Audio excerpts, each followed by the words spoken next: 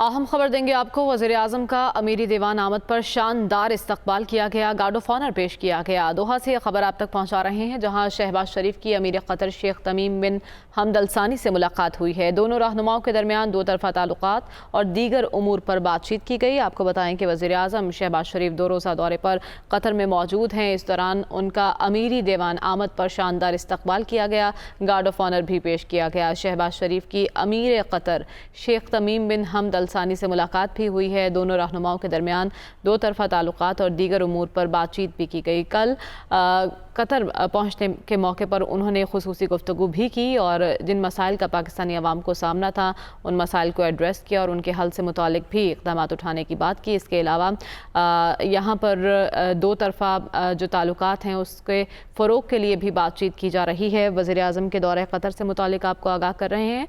2 रोज़ा दौरा क़तर है, जिसमें वज़ीर-ए-आज़म शहबाज शरीफ अमीर दीवान पहुँचे, जहाँ उनका शानदार इस्तकबाल किया गया और उन्हें गार्ड ऑफ ऑनर भी पेश किया गया। इसके साथ साथ अमीर क़तर से उनकी मुलाकात भी हुई है।